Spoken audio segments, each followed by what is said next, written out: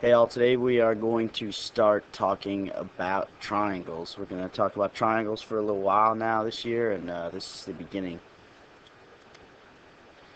So first we're going to talk about how we can classify triangles, different names we can give them based on the lengths of their sides. So one of the ways we can classify a triangle by the lengths of their sides is if all the sides are different lengths, then we will call the triangle scalene. So you can see here that this triangle has 3 different side lengths. We'll call it a scalene triangle. If a triangle has 2 sides that are the same and a third side that's different, we call that an isosceles triangle. So here I have 2 sides congruent, 7 and 7. That's an isosceles triangle. And if we have all the sides the same, like I do here, they're all 3 sides are congruent to each other, then I call it an equilateral triangle. This is a regular triangle because all 3 sides are the same.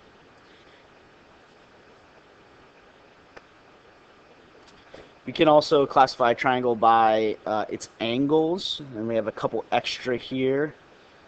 The first type is an obtuse triangle, and that is a triangle that has one obtuse angle.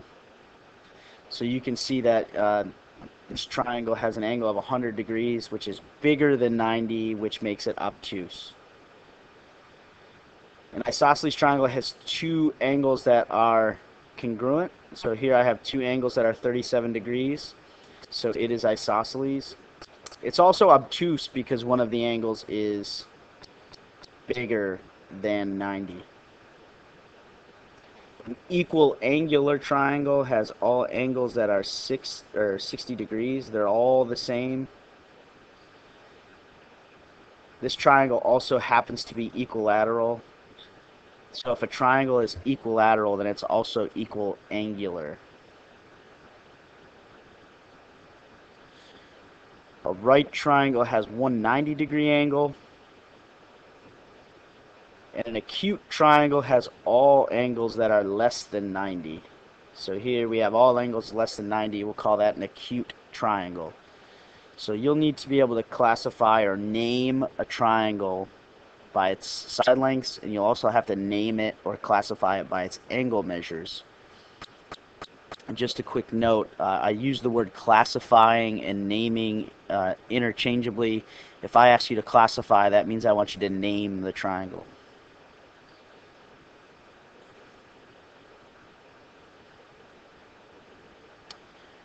So let's talk about the interior or the inside angles of a triangle.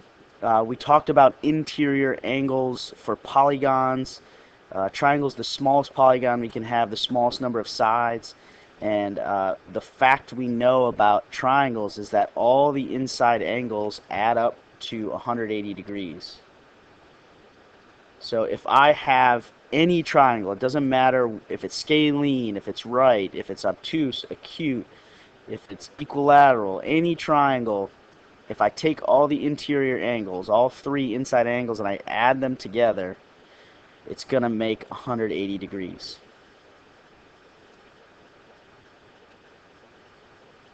So we can use that if we have 2 angles missing, or if we know 2 angles and we have 1 angle missing, we can use that information to find that 3rd angle. So I can write an equation adding up all the angles. So the 2 I know plus the 1 I don't, they should add to 180. And I can simply solve this and find that the missing angle is 120 degrees. So that would, if we had to classify this triangle, that would make this triangle obtuse because it has 1 obtuse angle. So pause here, find the missing angle, and then classify this triangle if you can. So I have 2 interior angles. I'm missing a 3rd, so I can add them all up and set them equal to 180.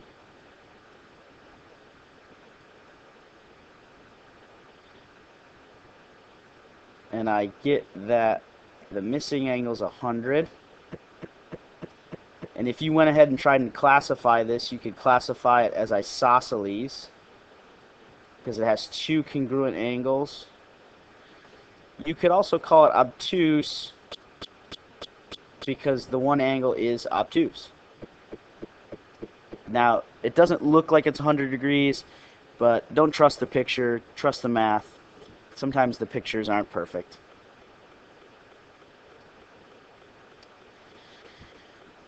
We also have this theorem called the exterior angle theorem, and it involves interior and exterior angles and how they're related. So we have what are called remote interior angles that are related to an exterior angle. So if I have this exterior angle over here to the right, the two angles in the triangle that are not right next to the exterior angle, we call those remote interior angles. You can think about a remote island or a television remote.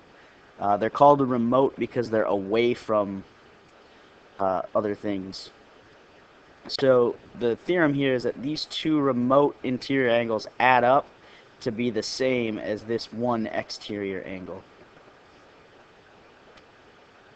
So let's show that. If I want to find this missing interior angle, I have another interior angle and I have an exterior. These two are the remote interior because they're away from this exterior angle. So they should add up to be the same as the exterior.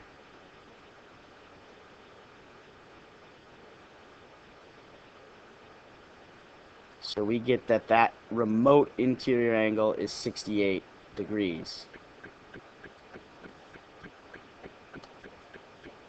So go ahead and pause here. Oops, sorry. Go ahead and pause and find question mark, and then as you can see, we'll be on to the you do problems after this one. So I'm going to add these two remote interior angles up, and they should equal the exterior angle over here. I can subtract 99 from both sides and find that the missing angle is 31 degrees.